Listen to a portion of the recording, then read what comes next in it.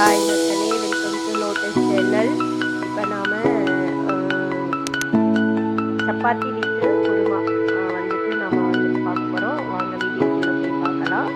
இப்போ மாவு கட்டி வச்சுருக்கேன். அந்த மாவு வந்து கொஞ்சம் நேரம் வந்துட்டு மாவில் உப்பு போட்டு தண்ணி ஊற்றி கலந்து அதை வந்துட்டு மூடி போட்டு வச்சுருக்கேன் ஒரு 5 நிமிஷம். அதுக்கப்புறம் வந்துட்டு 5 நிமிஷம் கூட இருக்காது, ஒரு 3 minutes இருக்கும். அதுக்கு அடுத்து நான் மூடி போட்டு வச்சுட்டு அதை எடுத்து நல்லா வந்து இப்போ பிசைஞ்சிட்டு இருக்கேன். நான் இந்த மாதிரி வந்துட்டு நல்லா பிசைஞ்சிடுவாங்க. ஃபர்ஸ்ட்டு நம்ம வந்துட்டு மாவை எடுத்து அந்த தேவையான அளவு உப்பு கலந்து கொஞ்சம் தண்ணி தெளிச்சு நல்லா வந்துட்டு ஊற்றுமா லைட்டாக அப்படியே ஊற்றி அப்படியே மூடி போட்டு வச்சுருக்கேன். உள்ளதாக இருக்கும் ஒரு மாதிரி இருக்கும். அதுக்கப்புறம் நம்ம நல்லா கை நல்லா மாவு இந்த மாதிரி வந்துட்டு நம்ம கையில் ஏன் ஃபஸ்ட்டு மூடி போட்டு அப்படின்னா நெக்ஸ்ட் எடுத்து நம்ம இது பண்ணும்போது நம்ம கையில் வந்து ஒட்டாது. அப்புறம் அது மேலே கொஞ்சம் வந்துட்டு எண்ணெய் தடவிக்கிட்டு அப்படியே கையில் எடுத்து நம்ம வந்து எண்ணெய் தடவிக்கிட்டு நல்லா வந்துட்டு பிசைஞ்சு நல்லா கொஞ்சம் பிசையணும். அது மாவு எந்த அளவுக்கு வந்து சாஃப்டாக வருதோ அந்த அளவுக்கு வந்து சப்பாத்தி நல்லா சாஃப்டாக வரும். இப்போ நம்ம வந்துட்டு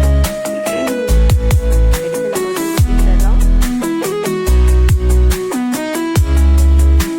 இந்த மாதிரி வந்து எடுத்து கொஞ்சம் லைட்டாக எண்ணெய் அப்ளை பண்ணிக்கணும். அதில் போட்டு நம்ம வந்து ஊற்றிக்கணும்.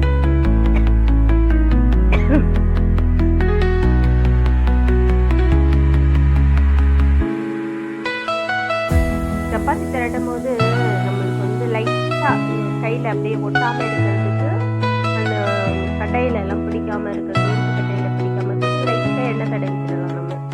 ஓகேங்களா? இதை வந்து நாம்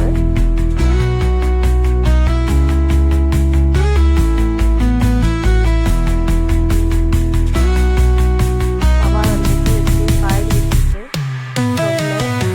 தவா வச்சுட்டு ஸ்டவ் பற்ற வச்சுட்டு நம்ம காய வச்சுட்டு எடுத்து நம்ம வந்து இதில் போட்டு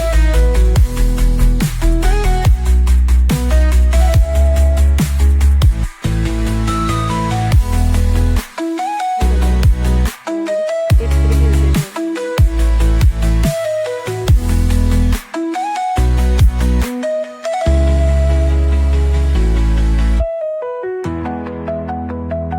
எந்த அளவுக்கு வருது பாருங்க. அப்படியே போட்டு போட்டு திரட்டி போட்டு போட்டு எடுத்துக்கிட்டு வெள்ளையெல்லாம்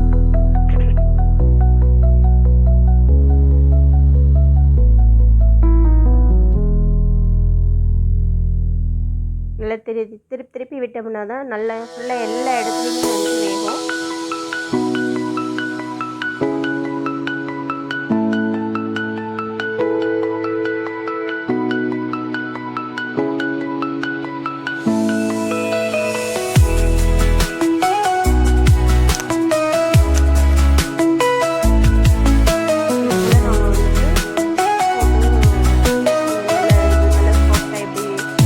ரொம்ப சாஃப்டாக இருக்கும் பாருங்க.